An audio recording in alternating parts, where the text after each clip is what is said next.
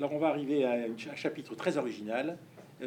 Franchement, je vous invite à lire ce chapitre, parce que moi je crois avoir lu tout ce qui a été écrit en français sur la Deuxième Guerre mondiale concernant les tziganes. C'est la première fois que je vois une synthèse de cette façon sur ce qu'on appelle les Samuda Ripen, c'est-à-dire les Samuda Ripen des Roms, c'est-à-dire au fond les conditions dans lesquelles ils ont été exterminés pendant la guerre. Alors Marcel Courtiade avance le chiffre de 600 000 Roms qui ont été assassinés à l'initiative des nazis et de ceux qui ont travaillé avec eux, de leurs collaborateurs.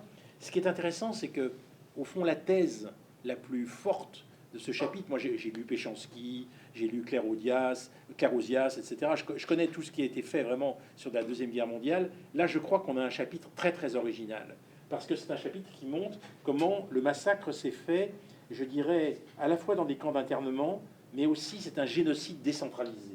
Et je trouve que l'idée de génocide décentralisé est extrêmement intéressante. C'est-à-dire que, évidemment, il y a le point fort de ce qui s'est passé à Auschwitz, avec, en 1944, avec l'insurrection du camp Rome, que tout le monde connaît. Bon, cette insurrection, là, c'est un point très très important. C'est des milliers quand même de Roms qui sont assassinés en une journée à l'initiative des SS, parce qu'au fond, ils s'insurgent. Mais en même temps... Oui, ils sont assassinés à la fois parce qu'ils étaient insurgés, et sur le moment, ils avaient, les nazis, il leur a fallu 3 ou 4 mois pour réagir, et surtout qu'ils voulaient vider le camp pour mettre les juifs qui venaient d'être arrêtés en Hongrie. En fait, c'est 23 000 Roms qui sont tués. Ah, sur l'ensemble, là, cette nuit-là, c'est 3 000. En une nuit. En une nuit, oui, c'est ça. Et alors, donc, ce qui est intéressant, c'est que on voit comment les choses se sont faites en Transnistrie. En Transnistrie, c'est 36 000 Roms qui ont été tués. C'est un massacre épouvantable. En Roumanie, travail forcé jusqu'à l'extermination. En Bulgarie, bien qu'il n'y ait pas de persécution, parce qu'il n'y a pas de persécution systématique, il y a des Roms quand même qui sont assassinés.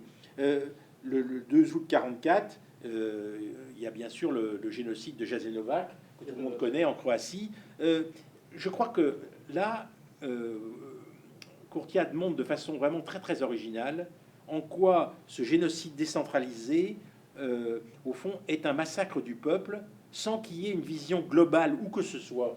C'est-à-dire, on ne peut pas avoir une vision globale sans faire de l'histoire, je dirais, locale, pour essayer de comprendre comment, dans chaque lieu, dans chaque pays d'Europe, les nazis ont procédé à l'extermination des tziganes. Et là, ça correspondait très bien à un rêve de beaucoup de populations. Et là, vous ajoutez qu'il n'y a pas d'archives. C'est-à-dire qu'en fait, dans beaucoup de cas, il n'y a pas d'archives, et que donc c'est difficile de savoir exactement dans tel ou tel lieu qui est mort et dans quelles circonstances, et comment des massacres sauvages ont eu des conséquences terribles sur de très nombreuses familles. Alors voilà, ensuite, il y a un chapitre, ensuite je vais vous donner la parole pour vous poser vos questions, il y a un chapitre très original qui est ce qu'il en est après la Deuxième Guerre mondiale.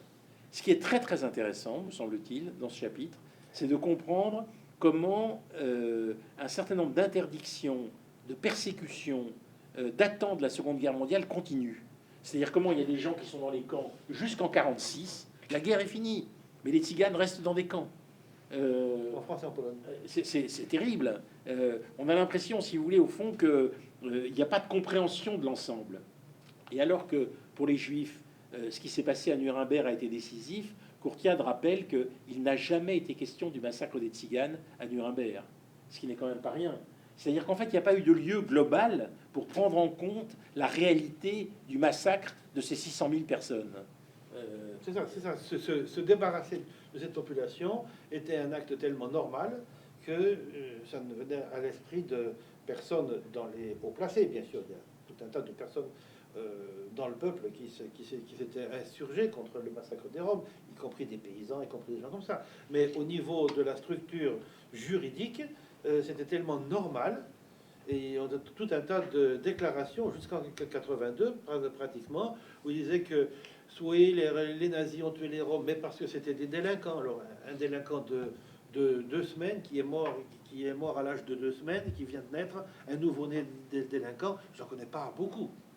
Ou bien dire qu'ils circulaient sans but et sans plan, et que donc ils étaient dangereux pour le Reich, ou bien dire qu'ils risquaient d'être des espions, etc. Donc on a tout un tas de justifications a posteriori qui font qu'on c'était un appel à la modération, à ne pas dire que les Roms avaient été victimes du nazisme. Voilà, donc on a ça pendant très longtemps, et on sait que les tortionnaires des Roms, comme les tortionnaires on continuait à vivre tranquillement. D'ailleurs, on continuait à faire carrière. Alors pour ce qui est des Juifs, je dirais que les Juifs ont eu Klarsfeld, un certain nombre de gens comme ça, qui ont chassé les Juifs, qui étaient les assassins de Juifs. Et qui, de par le monde, sont allés les empêcher de continuer une vie tranquille en essayant de stigmatiser leur passé.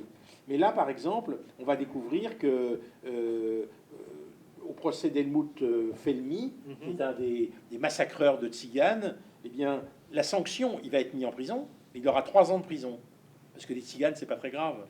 Il a fait que tuer des Tziganes. Le terme utilisé, c'était un crime de dernier ordre. Voilà.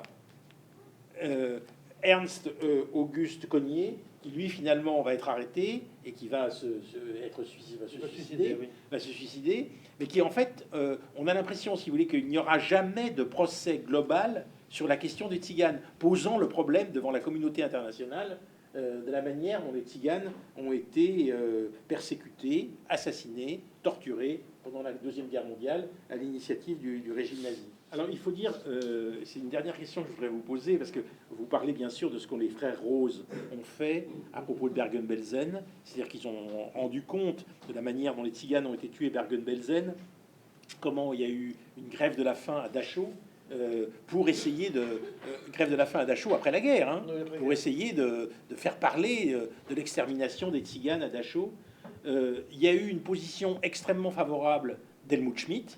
Helmut Schmidt a reconnu l'existence du génocide et de l'extermination des Tziganes. Il était le premier. C'est important, mais il y a eu des demandes des Tziganes pour des indemnités, des indemnisations.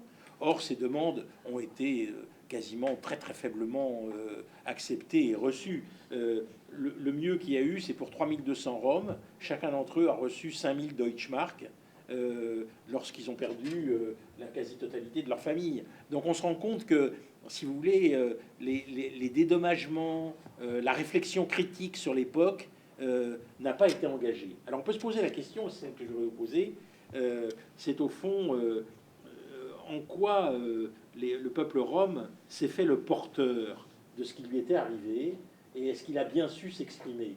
Alors, parce que vous faites le recensement, bien sûr, des expressions qu'il y a eu à propos de ces génocides, mais pourquoi est-ce qu'il n'a pas atteint l'opinion publique internationale? Donc, quand on n'existe pas, on peut difficilement être entendu en tant que tel. Quand le fait d'être entendu, ça vient du bon vouloir ou du mauvais vouloir du politicien local et non pas d'une reconnaissance effective, il est difficile de faire passer un message quel qu'il soit. L'Union romanienne internationale essaie de le faire depuis 1971 et ça ne marche absolument pas, puisque l'Union romanienne internationale est au banc des structures politiques européennes. Elle n'est pas du tout reconnue.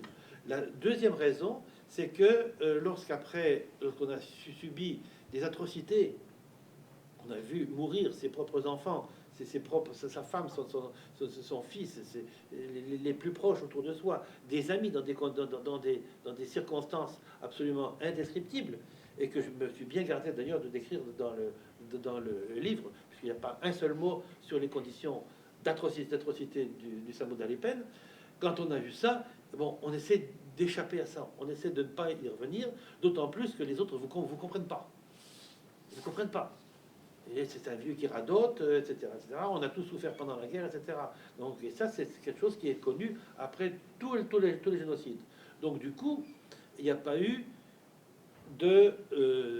comment on peut dire, de message fort porté vis-à-vis du grand public, de la population, parce qu'il n'y avait personne pour le porter, personne de reconnu pour le porter, et il y avait cette espèce de refoulement qui d'ailleurs se traduisait par des cauchemars pendant des années, des problèmes psychosomatiques, etc.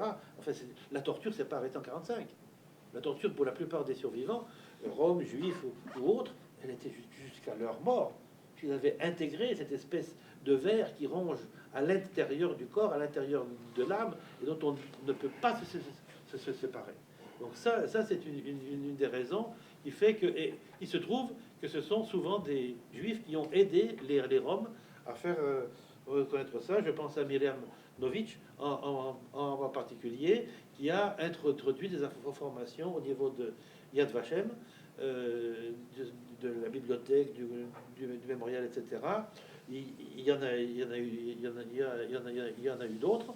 Il y a la dalle de bronze à Auschwitz.